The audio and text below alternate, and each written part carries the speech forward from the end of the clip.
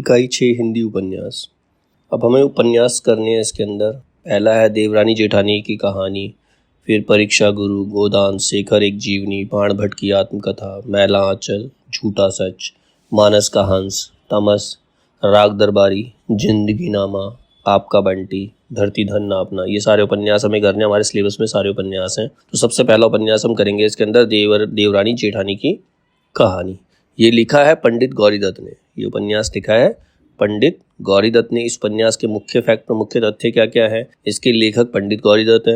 इसका प्रकाशन जो हुआ था वो देवरानी जेठानी की कहानी उपन्यास का प्रकाशन 1870 ईस्वी में उपन्यास एजीआई में इसका प्रकाशन हुआ था 1870 में, और लिथो प्रेस मेरठ से हुआ था। इसका जो प्रकाशन हुआ था वो लिथो प्रेस मेरठ से, तो मेरठ में एक लिथो प्रेस है, वहां से इसका प्रकाशन हुआ। यह उपन्यास छोटे आकार का है, छोटा उपन्यास है तथा इसकी मुख्य प्रति नेशनल लाइब्रेरी कलकत्ता में सुरक्षित है। मतलब इसकी जो मेन कॉपी है, मुख्य प्रति मतलब मेन कॉपी जो है वो नेशनल लाइब्रेरी में है, जो कि कलकत्ता में है। तो इसके बारे में ये फैक्ट है। देवरानी जेठानी की कहानी डॉक्टर गोपाल राय तथा डॉक्टर पुष्पलाल सिंह ने हिंदी का प्रथम उपन्यास माना है। अब डॉक्टर गोपाल राय और डॉक्टर पुष्पलाल सिंह मानते हैं कि जो देवरानी जेठानी की कहानी है ये हिंदी का पहला उपन्यास है। यह उपन्यास स्त्री केंद्रित है। इसके सेंटर में जो है एक स्त्री को रखा गया है, जिसमें स्त्री की शिक्षा तथा उसके व्यवहार के विषय में रेखांकित किया गया। मतलब स्त्री की शिक्षा और उसके बिहेवियर, उसके बारे में इसके अंदर बताया गया। इस उपन्यास के अंदर उपन्यास में बलिया समाज का चित्रण प्रमुख है। बलिया समाज का पूरा चित्रण किया गया है। मेरठ तथा दिल्ली के आसपास की कथा है। यहाँ पर उपन्यास को 2 भागों में विभाजित किया गया है। उपन्यास में तत्कालीन सामाजिक बुराइयों पर कठोर प्रहार किया। कौन कौन सी बुराई थी उस टाइम पे? बाल विवाह, विवाह में फिजूल खर्ची, वो तो आज भी बहुत ज़्यादा है। स्त्रियों की आभूषण प्रियता, स्त्रियों को आभूषण प्रिय होते, ठीक है। बंटवारा, स्त्री शिक्षा आदि की झलक यहाँ दिखाई पड़ती है, ठीक है। इस उपन्यास को तत्कालीन सरकार द्वारा प्रोत्साहन भी दिया गया। उस टाइम पे जो गवर्नमेंट थी उन्होंने इस उपन्यास को प्रोत्साहन दिया, क्योंकि सोशल लेवल पर ये अच्छा कार्य कर रहा था। पंडित गौरीदत्त को इस उपन्यास पर 100 रुपये इनाम भी प्रदान किया गया। पंडित गौरीदत्त को इस उपन्यास के लिए 100 रुपये का इनाम मिला, लेकिन उस समय 100 रुपये बहुत बड़ी चीज हुआ करती थी। अब जो इसके अंदर मेन चीज है वो पात्र, जिसके ऊपर क्वेश्चन पूछे जाते हैं कि ये पात्र कौन से उपन्यास का है, कौन सी कहानी का है, कौन सी कविता का है। तो हमें पात्रों के बारे में मेन पता होना चाहिए। तो देवरानी जेठानी की कहानी उपन्यास के जो प्रमुख पात्र है वो पहला तो है लाला सर्वसुखलाल। ये परिवार के मुखिया हैं तथा मेरठ की मंडी में इनकी परचून की दुकान है। लाला सर्वसुखलाल स्वभाव से मेहनती, तो ये मुखिया हैं, मेहनती हैं और इनकी दुकान है मंडी के अंदर मेरठ की। तो ये मेन कैरेक्टर इसका लाला सर्वसुखलाल। दूसरा कैरेक्टर है दौलत राम लाला सर्वसुखलाल के बड़े बेटे हैं। पिता की वृद्धावस्था में दुकान का कार्यभार यही संभालते हैं। पिता बूढ़े हो चुके तो पूरी दुकान दौलत राम संभालते हैं। फिर आते छोटे लाल। ये लाल सर्वसुखलाल के, मतलब छोटे लाल जो है सर्वसुखलाल के छोटे बेटे हैं। बड़ा बेटा दौलत राम, छोटा बेटा छोटे लाल, और मदरसे से अंग्रेजी की पढ़ाई करते हैं। मदरसे, जो मदरसा बोलते हैं मुसलमानों के जो बेसिक एजुकेशन के लिए खोले गए, उनको मदरसा कहते हैं वो। तथा पढ़े लिखे होने के कारण रेल विभाग में नौकरी प्राप्त कर लेते हैं। और ये ज़्यादा पढ़ लिख के तो इन्होंने रेल विभाग में नौकरी इनको मिल गई, रेल डिपार्टमेंट में नौकरी मिल गई। तो ये 3 कैरेक्टर हो गए। पिता जो है लाला सर्वसुखलाल है, उनके बड़े बेटे दौलत राम, छोटे बेटे छोटे लाल। दौलत राम उनकी दुकान संभालते हैं और छोटे लाल जो है वो रेलवे में नौकरी करते हैं।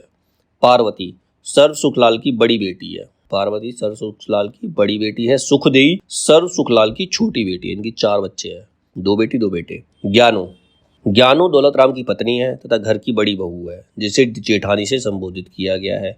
ज्ञानो अशिक्षित है और इसी कारण स्वभाव से बहुत कटु है। जो लोग पढ़े लिखे कम होते हैं उनका बिहेवियर जो होता है ऐसा ही होता है, कड़वा सा होता है। मतलब वो सुनते नहीं किसी की बात, वो अपने आप को ही सही मानते हैं। लालची स्वभाव के कारण छोटी बहू से निरंतर झगड़ा करती है और घर का बंटवारा करवा देती है। तो 2 बहुएं हैं, एक छोटी बहू एक बड़ी बहू है। देवरानी जेठानी उनके झगड़े के कारण घर का बंटवारा होता है। छोटी बहू अर्थात देवरानी, छोटे लाल की पत्नी, इसका नाम आनंदी है। छोटी बहू जो है आनंदी है, वो पढ़ी लिखी है और परिवार की जिम्मेदारी बहुत अच्छी तरह से संभालती है। तो ये तो मेन कैरेक्टर हो गया, मतलब लाला सर्वसुखलाल का पूरा परिवार हो गया। 2 बेटे हो गए, 2 बेटियां हो गई और 2 बहुएं हो गई, ठीक है। तो ये तो सारा एक परिवार हो गया जो मेन कैरेक्टर। अब इसमें अन्य गौण पात्र भी हैं, सेकेंडरी कैरेक्टर भी हैं। कन्हैया जो है दौलत राम का पुत्र है, मतलब बड़े बेटे का। नन्हे जो है छोटे लाल का बड़ा पुत्र है। मोहन छोटे लाल का छोटा बेटा है। शिवदयाल सुखदेई का पुत्र है, मतलब जो उसकी बहन है। ज्ञानचंद सुखदेई का भांजा है। बंशीधर कबाड़ी, बंशीधर कबाड़ी के यहाँ सुखदेही का विवाह किया जाता है। सुखदेही का विवाह किससे होता है? बंशीधर कबाड़ी से होता है। डूंगर ज्ञानों के पिता है। डूंगर मतलब ज्ञान जो जेठानी है उसके पिता का नाम डूंगर है। तहसीलदार जो है आनंदी के पिता है। आनंदी के पिता तहसीलदार है। और उसमें और भी करेक्टर है, राम प्रसाद, गंगाराम, भगवान देई, दिल्ला पांडे, मिश्रानी, मुंशी टिकट नारायण, हरसराय काबली, लाल दीन दयाल, किरपी, झल्लामल, लाला बुकालीदास। तो ये सारे करेक्टर्स, तो हमें सबसे पहले हमें सिर्फ मेन करेक्टर्स के बारे में ही पढ़ना है, ठीक है, उनके बारे में पता होना चाहिए। तो क्योंकि क्वेश्चन आ जाता है कि करेक्टर का नाम दिया हुआ तो ये कौन से उपन्यास से संबंधित है, कौन सी कहानी से संबंधित है, वो हमें बताना पड़ता है क्वेश्चन। अब इसमें आता है लेखक का परिचय। लेखक कौन है? इसके लेखक है गौरीदत्त, ठीक है, पंडित गौरीदत्त लेखक है। तो उनके बारे में उनका जीवन परिचय क्या है? पंडित गौरीदत्त का जन्म सन 1836 में पंजाब के लुधियाना शहर में हुआ। पंडित गौरीदत्त ने मेरठ में नागरी प्रचारणी सभा की स्थापना की। उन्होंने मेरठ के अंदर नागरी प्रचारणी सभा की स्थापना की। इसी कारण नागरी लिपि परिषद की शुरुआत हुई। उनका उपन्यास देवरानी जेठानी की कहानी हिंदी उपन्यास साहित्य में एक बड़ी सकारात्मक कृति मानी जाती है। सकारात्मक मतलब समाज में एक पॉजिटिव सोच लाने की उन्होंने प्रयास किया है। इनका निधन जो हुआ था 1906 में हुआ था। तो शॉर्ट में इनका परिचय दे रखा है किसका? पंडित गौरीदत्त का, जिन्होंने उपन्यास लिखा देवरानी जेठानी की कहानी। अब इसमें भूमिका क्या है? देवरानी जेठानी की कहानी है क्या? पंडित गौरीदत्त उपन्यास की भूमिका में देवरानी जेठानी की कहानी को नए ढंग की रीति का प्रथम उपन्यास मानते हैं। मतलब इससे एक नए ढंग की रीति प्रारंभ होती है, शुरुआत होती है। तो ये पहला उपन्यास है जिसमें समाज को नई दिशा की ओर ले जाने का प्रयास किया गया है। स्त्रियों को पढ़ने लिखने के लिए जितनी पुस्तकें लिखी गई सब अपने अपने ढंग और रीति से अच्छी हैं, परंतु मैंने इस उपन्यास को नए ढंग से लिखा है। पंडित गौरीदत्त कहते हैं मैंने ये उपन्यास जो है नए तरीके से लिखा है। मुझे विश्वास है कि दोनों स्त्री पुरुष इसको पढ़कर अति प्रसन्न होंगे और बहुत लाभ उठाएंगे। पंडित गौरीदत्त भूमिका देवरानी जेठानी की कहानी।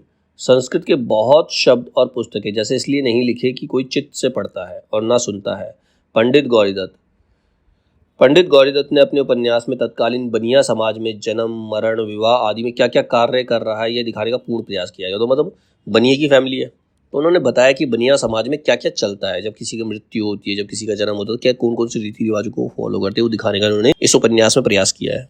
शिक्षित तथा अशिक्षित स्त्रियों में क्या क्या अंतर होता है, एक पढ़ी लिखी स्त्री और एक अनपढ़ स्त्री में क्या क्या डिफरेंस होते हैं, वो बताने का प्रयास इन्होंने किया। बालकों का पालन पोषण किस प्रकार होता है तथा उनका पोषण किस आदर्शपरक परिस्थिति में होना चाहिए। स्त्रियों का समय किस किस कार्य में व्यतीत होता है। शिक्षित स्त्री जब किसी कार्य को करती है तथा अशिक्षित स्त्री को उसी सामान्य कार्य को करने में क्या क्या बाधाएं आती है। मतलब जो पढ़ी लिखी औरत उसको काम करने में जो प्रॉब्लम नहीं आती है, कई प्रॉब्लम को फेस नहीं करना पड़ता है, जो एक अनपढ़ स्त्री होती है उसको उसी काम को करने के लिए कई बाधाओं का सामना करना पड़ता है। इसका पूर्ण विश्लेषण उपन्यास की घटनाओं में देखने को मिलता है। पंडित गौरीदत्त उपन्यास की भूमिका में एक छोटी सी कविता भी लिखते हैं। कविता क्या लिखी इन्होंने?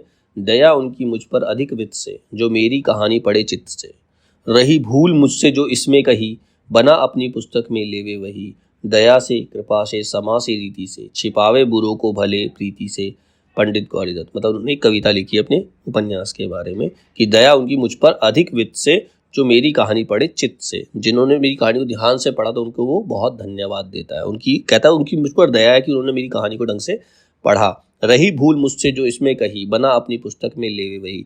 मतलब अगर मैंने इसमें कुछ गलत कह भी दिया है तो उसको सही करने का प्रयास करे, मतलब सही ढंग से उसको स्वीकार करे। दया से, कृपा से, समा से, रीति से, छिपावे बुरो भलो को, मतलब इन सब चीज़ों से अगर कुछ भी बुरा भला तो उसको छुपा लो, प्रेम से उस चीज़ को स्वीकार कर लो। तो ये कविता उन्होंने लिखी अपने उपन्यास के बारे में।